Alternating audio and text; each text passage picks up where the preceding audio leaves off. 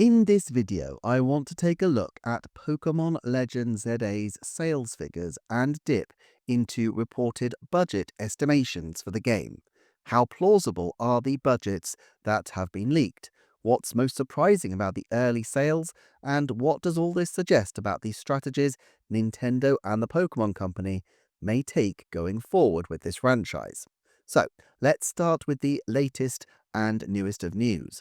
The Pokémon Company has announced early sales figures for Pokémon Legends ZA, suggesting that it scooped 5.8 million copies in a week, down slightly from Pokémon Legends Arceus' 6.5 million, but still showing a substantial number of copies sold, and in Japan, a little over 40% were on the Switch too, although I would anticipate that the proportion of Switch sales will rise precipitously, since I assume that a large portion of the Switch 2 base will be early adopters, and if they're early adopters of Nintendo systems, they were always likely to be day one purchasers of a new Pokemon title. This is particularly interesting for a couple of reasons. First of all, it's unlike the Pokémon Company historically to favour new platforms over existing platforms. Black 2 and White 2 were released over a year into the life of the 3DS on the predecessor hardware, the Nintendo DS, while even the first game seemed to breathe new life into the aging Game Boy, a system that Nintendo had already tried to supplant in the handheld space with the ill-fated Virtual Boy. This strategy makes sense for a few reasons, though. Firstly, Pokémon is historically a younger-focused franchise. Now, there might be something of a case against this, with evidence from gem partners in Japan earlier this year pointing to the average age of Pokémon players being 32, younger than Zelda and Animal Crossing at 35, but older than Splatoon and Kirby at 27 and 30 respectively, and older also than the average of games in general, with most people playing games being aged around 30. However, it's still clear that getting new, younger players through the door is vital, and so being on a more accessible piece of hardware, as well as a Switch 2, is obviously vital. It also seems to suggest that the sales potential of the Legends spin-offs is still considerable. Arceus was the first of its type and received considerable hype, but second games in a series often underperform their predecessors. Examples of this include Zelda Tears of the Kingdom and Super Mario Galaxy 2. But this does not tend to include the generational Pokemon games, which tend to maintain a fairly steady sales cadence. Now, early sales data suggesting that a 10% drop in the release pace compared to Arceus, well, that suggests that it's held on to its audience exceptionally well, even accounting for the fact that this is a holiday season launch. It's possible that many people are waiting to purchase new hardware to get the game, which could mean that ZA draws even more level in the longer term. Arceus, by contrast, was scooped by the reveal of Scarlet and Violet mere weeks later. It also released at a time when the Nintendo Switch was on a high, with the OLED model having only recently released, and arguably it was the first major open Nintendo game of its type for a long while after the significant COVID drought, although obviously the period of time also included beloved titles like Metroid Dread and Kirby and the Forgotten Land, as well as, of course, the Pokémon Diamond and Pearl remakes. Now, Legend ZA is also positioned into the release window of new technology, but there are differences. For one, while Arceus' art style went some way to turning minimalism into artistry, and that was fine for a system which was 5-year-old technology, ZA is simply not showing itself off as any kind of graphical showcase for either system. It's also not the only open, big world that is a first-player experience in this release window, with Mario Kart World in its own way, plus Donkey Kong Bonanza and Metroid Prime 4 all purporting to offer something like this kind of experience, as well as the innumerable third-party titles also coming to the early Switch too. Given all these differences, some diminution of the game's success compared to its predecessor might have been expected, but that doesn't seem to have happened to any significant degree. The lifetime sales of Arceus, not publicly stated for 2.5 years, were circling 15 million back then, and by now, with 2 and now 3 more holiday seasons, it's plausible that they could be closer to 20 million in sales. After all, Sword and Shield put on 1 million in sales in the last few years, and Scarlet and Violet put on 5 million in the same time period. It's unlikely that Arceus has topped 20 million because that would be now outperforming the newer Scarlet and Violet, but 17 or 18 million feels like a decent benchmark, which is of course higher than some past generational titles on older hardware, and this without the effect of having dual game releases, a Scarlet and a Violet, a Sword and a Shield. What doesn't seem to have dented ZA's progress? Well, in no particular order, negative reaction to the release state of Scarlet and Violet, the game's relatively low Metacritic user score, which is in the 40s at the time of writing. Its middle of the road by Nintendo standards Metacritic score of 79, the negative reaction to some of Nintendo's announcements this year, or the widespread expectation of another mainline game just round the corner. What the Pokémon Company have here is a franchise with just incredible resilience, which delivers people broadly what they seem to want at a fairly regular cadence. Now, I think this is interesting put into the context of recent leaks around the game's budget. I tend to avoid leak stuff of this nature for many reasons. As well as spoiling the fun of games, it also kind of spoils the fun of a channel like this, which looks to anticipate what's coming around the corner. However, while there are a couple of aspects not of the games but of the production I may get into, one thing that seems to have caused some consternation is the, by industry standards for major selling titles, derisory budgets of recent Pokemon games. In the case of the leaks, the suggestion was that 13 million US dollars was allocated to Pokémon Legends ZA, and 20 million US dollars is being allocated to the forthcoming 10th generation title. Now, we don't know if these purported leaks are accurate, and given how many moving parts there are in a series like this, we would need to know exactly what's included and excluded in this budget.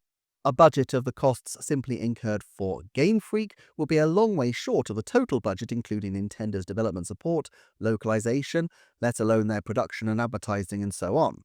I may do a deep dive on this in the future if there's interest, but I think we can verify that the games were low budget using some rough and ready rules of thumb, and from that we can probably draw some conclusions about how accurate or not these budgets may be. First of all, just looking at the games. I really like how Arceus especially is presented and Scarlet and Violet look attractive, but these are evidently underpowered games graphically compared to graphical showcases like, say, Metroid Prime 4. Second of all, the time taken. ZA is relatively long in terms of its development cycle, at nearly 4 years since the last Legends title, but until now we've looked at 3-year development cycles, which is far shorter than most of Nintendo's major games. Since time is a major expense, this would certainly mitigate the budget expenditure. Third of all, the extent of reused materials. More avid Pokemon watchers than me might have their own perspectives, but if you've already designed hundreds of Pokemon and have high-resolution models of them from previous titles on the same hardware as both Arceus and Scarlet and Violet already did, and indeed Sword and Shield had to at least a small degree through the Let's Go games, this must presumably give a new title a fairly substantial leg up. Then there's what they're paying their employees. While by all reports Nintendo's own developers are exceedingly well remunerated by industry standards, Game Freak has advertised entry positions at between 5 and 9 million yen. That's a range of roughly 30 to 60,000 US dollars. And because of the radical expansion of Game Freak, it has 85 staff members in 2013, 145 by 2018, and is currently, according to the website, 207 strong as of 2024.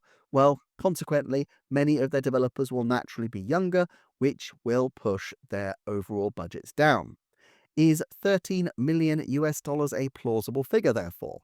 Well, just taking wages alone, that would pay for about 150 developers for 2 years at the low end of average salaries, and that's not including additional employment costs.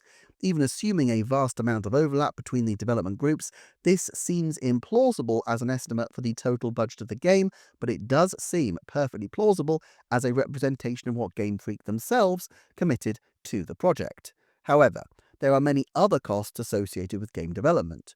Remember that because of the strange tripartite ownership situation of the Pokémon Company, Game Freak share ownership and stewardship of the franchise with Nintendo and Creatures Inc. If we were to guess, and it is just a guess, that they also shared the budget responsibility equally, That would scale up to a $39 million US budget for ZA in total. But of course, just as $30 million would be an underestimate of the total, $39 million would likely be an overestimate, since these costs would presumably include a whole raft of different costs besides just programming. Some of these are costs that would be effectively spread across the budgets of the many regular Pokemon games that release, such as premises, maintenance, insurances, pensions, legal fees, and so on, and the one they probably wish they'd spent that much more on: security. Then there are game-specific costs, including quality assurance and localization. It's likely that the marketing budget for the game will be separate, possibly with Nintendo handling more of this in their privileged position as the publisher of the title. Therefore, what you class as the budget really depends on specifically which version of the budget you're talking about. My guess is that $13 million is a plausible accounting of Game Freak's own costs, but $40 million is a more likely overall cost, given not least the vast number of people and subcontractor studios who appear to have worked on the game. If you add marketing and other ancillary costs, it could balloon to $80 million. Therefore, I don't think that ZA's budget is as radically out of line with other industry reports as might be supposed, but in spite of that, I still believe it was a game produced relatively inexpensively, with developers paid less by the standards of Nintendo projects, with less time being given, and potentially with corners cut, including, apparently, on security. Now, I know some people at this point would say, surely the Pokémon Company should learn from Nintendo, take more time, perfect the games, pay good money for loyal developers. However, there is another perspective, which is that what Game Freak is doing doesn't just work financially, but also clearly finds its audience, and there would be huge risk in making any kind of change. Now, I'm slightly disadvantaged here because I freely confess I'm not the biggest of Pokemon fans in the world. I can count on the fingers of one hand the number of mainline Pokemons I spent significant time in. The last such game I dived into was Arceus, and while I enjoyed it well enough, it's by no means a sure thing I'll be diving into another one of these anytime soon. However, it doesn't take much of a feat of empathy to imagine that a great many Pokemon fans really like the regular cadence of games, even if they're not always the most polished when they come out. For younger fans, 3 years is an eternity, and the Pokemon Company need to keep up the drumbeat of releases to hold attention, as well as, of course, to link into their various other multimedia projects. For more seasoned veterans of the Pokemon series, well, they know by now what Pokemon games will and won't offer, and while people holding the game to the standards of some of Nintendo's other titles for polish may criticize, I think it's fair to say that the Pokemon Company have hardly misled anyone as to what they're doing and to what their audience might expect. You could have eyeballed ZA and looked at the same timeline everybody else looked at and come to the same conclusions about its budget and about the kind of scope we could expect from the game. And yet, sales are still broadly consistent and highly resilient compared to Arceus and others, and not a million miles behind the kinds of sales garnered by the generational games. So in one perspective, the Pokemon Company are playing it absolutely right. They have their audience in mind, and it's an incredibly resilient and robust audience, which means they need to make sure that they service and prioritize those people first. It will be very foolish to rock the boat, and if your development priority is speed, then Game Freak are probably expanding about as fast as is reasonable to do so without completely losing their internal coherence. Remember, less than a decade ago they were releasing 3DS games, and now they're on a 4K system. Remember that while the games themselves evidently accrue huge profits in terms of revenue against production costs, Pokemon's many other ventures include generating jobs in all sorts of Pokemon-related entertainments and localizations. Well, these also rely on a constant drumbeat of new games to hold the line. Moving that schedule isn't just difficult, it could be seen as downright irresponsible to the thousands of people who rely on the game's steady releases for income, and yet it would also aggrieve the core fans who have carried the series this far for this long if there were more extensive delays. In other words, I don't necessarily think that adding extra delays in order to prioritize the quality of the games would be something that would be seen as an unalloyed good. There is, of course, another argument. Historically, Pokemon titles have always been some of the very best-selling games on a console, and Pokemon Sword and Shield and Scarlet and Violet have, at the present time, over 50 million copies sold between them, which is no slouch. However, this is roughly the same as the combined total of the Breath of the Wild and Tears of the Kingdom sales numbers, despite the fact that the Zelda games historically lag way behind Pokemon. 3D World and Odyssey's combined numbers are probably a bit lower, but let's not forget, 3D World is literally a port. Then there's Animal Crossing and Super Smash Bros. Ultimate, which are very close to the combined Gen 8 and 9 numbers and may have earned even more once you factor in the extensive DLC for Smash and the Happy Home Paradise DLC for Animal Crossing, acting as an entry point for people into the expansion pack subscription service. Looked at another way, Mario Kart 7 was 13% better selling than Pokémon X and Y. Mario Kart 8 Deluxe was 149% better selling than Sword and Shield, and it was a port. In other words, yes, the Pokémon Company are catering very adequately to their core base, and they've certainly increased it. Scarlet and Violet's 27 million sales could well end up being double Sun and Moon's 16 million. But they seem to be less effective at outreach to new people compared to some other franchises, something which is more or less covered up by the fact that their core sales are so resilient. Is it possible that if they really put a lot more effort into developing these games, that they could actually increase the base of sales for Pokemon so significantly that they could make up for any losses for being a little bit slower? Here's the risk though. Let's say that Game Freak stopped doing Pokemon tomorrow and Nintendo decided to do their own Pokemon game in their own inimitable style. They put a major team on it, they give it 6 years to cook, and what comes out of it at the end is a title as acclaimed as Mario 64 or Zelda Breath of the Wild, an epoch-defining Pokemon game that would go down in history. With a higher average salary for the developers and double the development time, it would now need to score about 60 or 70 million in sales to even match the success of these smaller individual titles. Perhaps slightly less if the price was higher, but that would obviously be a controversial and potentially problematic move in itself. Now, these kinds of sales numbers are obviously phenomenally rare. Only Mario Kart 8 Deluxe managed it, and that as a pack-in title on one of Nintendo's best-selling systems ever.